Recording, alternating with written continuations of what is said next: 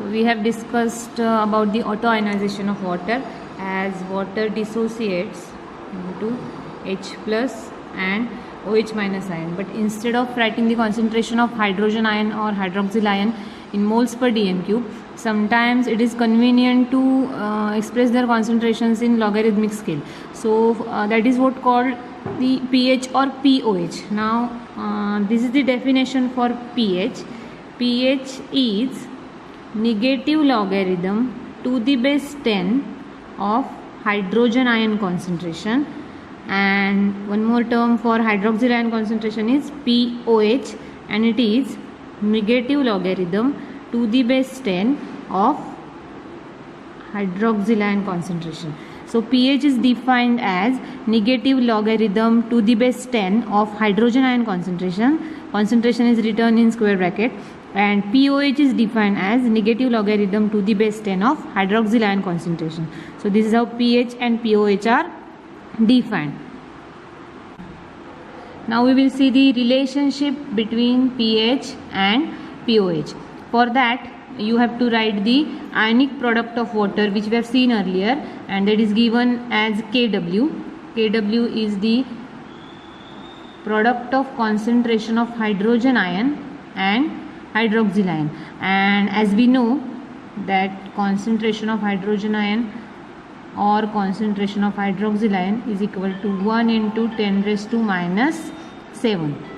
So the product will be Kw is equal to 1 into 10 raised to minus 7 into 1 into 10 raised to minus 7. This will be equal to 10 raised to minus 14. So now the Kw will be equal to 1 into 10 raised to minus 14. So we will substitute the value of Kw here, which is H plus ion concentration into OH minus ion concentration is equal to 10 raised to minus 14. Or you can say 1 into 10 raised to minus 14. Now taking the logs on both the side, we will get log of hydrogen ion concentration plus log of OH minus ion concentration will be equal to log of 10 raised to minus 14. So now we will get log of H plus log of OH minus, and log of 10 raised to minus 14 will be minus 14 log 10. So log 10 you know is 1, so you can neglect this term as 1, and if you change the signs on both the side, you will get minus log of hydrogen ion concentration, here minus log of OH minus ion concentration will be equal to 14, because this term becomes 1. We have changed the sign negative to positive, so it becomes 14. Now we will consider this and this. Here you have to write plus. So negative log of hydrogen ion concentration is, you know, pH, plus negative log of hydroxyl ion concentration is pOH, and that will be equal to 14. So this is the relation between pH and pOH that is to be remembered. pH and pOH will be equal to 14. That means sum of pH and pOH will always be equal to 14. So if you know the value of pH, you can find out the value of pOH, or if you know the value of pOH, you can find out the value of pH. Sum of them should always be equal to 14. As we know that the sum of pH and pOH is equal to 14, if the concentration of hydrogen and hydroxyl ion is equal, then the solution is said to be neutral, and at that time the pH value should be equal to 7. So if the pH is 7, pOH will also be equal to 7, because sum of them is 14. That means the solution is said to be neutral if pH is greater than 7.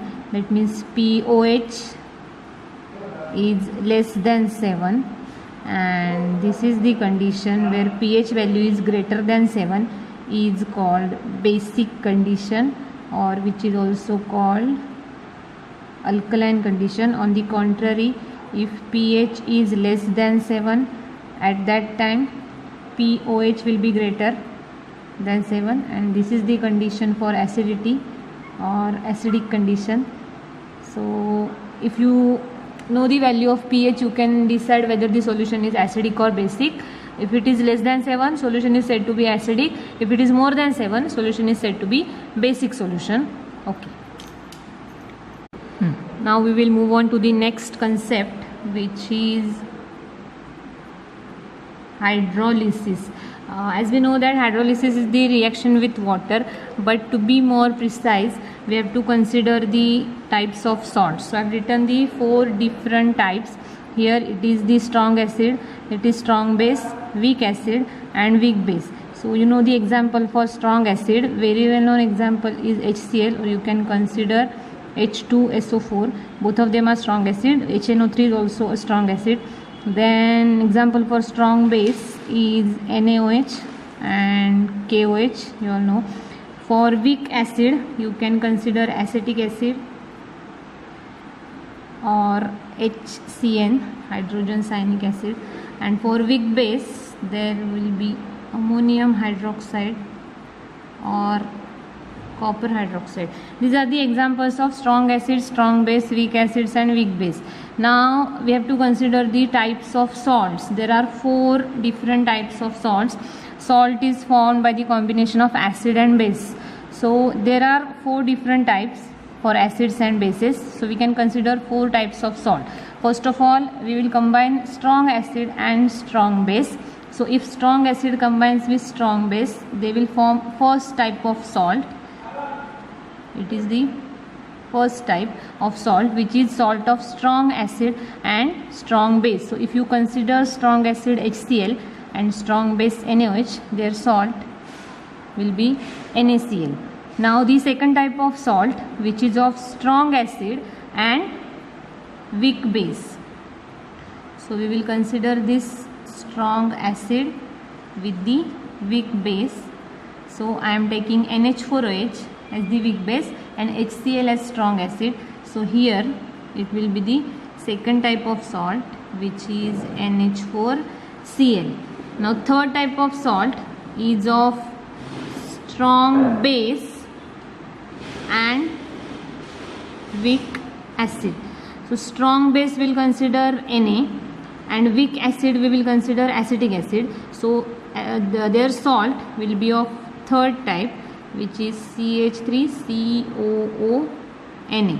So this is the salt of type strong base and weak acid. And the fourth type of salt we will take is weak acid and weak base. So if you consider weak acid CH3COOH and weak base NH4OH, so you will get the fourth type of salt, which is CH3COO NH4 ammonium acetate. So these are 4 different types of salt we have taken. Salt of strong acid, strong base, weak acid, strong base.